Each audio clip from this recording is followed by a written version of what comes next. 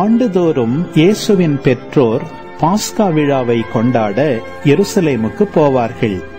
இயேசுவுக்கு 12 வயது ஆனபோது வழக்கப்படி விழாவை கொண்டாட எருசலேம் சென்றனர். விழா நாள்கள் முடிந்து அவர்கள் திரும்பிய போது சிறுவன் இயேசு எருசலேமில் தங்கிவிட்டார். இது அவருடைய பெற்றோருக்கு தெரியாது. பயணிகள் கூட்டத்தில் அவர் இருப்பார் என்று எண்ணினர். ஒரு நாள் பயணம் முடிந்த பின்பு உறவினரிடையேயும் அறிமுகமானவர்களிடையேயும் அவரை தேடினர். அவரை காணாததால் அவரை தேடிக்கொண்டு எருசலேமுக்கு திரும்பிச் சென்றார்கள். 3 நாள்களுக்கு பின் அவரை கோவிலில் கண்டார்கள். அங்கே அவர் போதகர்கள் நடுவில் அமர்ந்து அவர்கள் சொல்வதை கேட்டுக்கொண்டும் அவர்களிடம் கேள்விகளை எழுப்பிக் கொண்டும் இருந்தார்.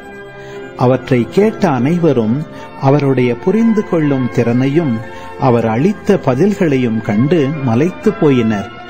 அவருடைய பெற்றோரும் அவரை கண்டு வியப்பில் ஆழ்ந்தனர். அப்பொழுது அவருடைய தாய் அவரை நோக்கி, மகனே, ஏன் இப்படி செய்தாய்?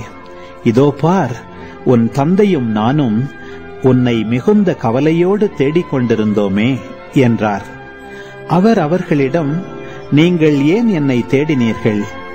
நான் என் தந்தையின் அலுவல்களில் ஈடுபட்டிருக்க வேண்டும் என்பது உங்களுக்கு தெரியாதா என்றார். அவர் சொன்னதை அவர்கள் புரிந்து கொள்ளவில்லை. பின்பு அவர் அவர்களுடன் சென்று நாசரேத்தை அடைந்து அவர்களுக்கு பணிந்து நடந்தார். அவருடைய தாய் இந்நிகழ்ச்சிகளை எல்லாம் தமது உள்ளத்தில் பதித்து வைத்திருந்தார்.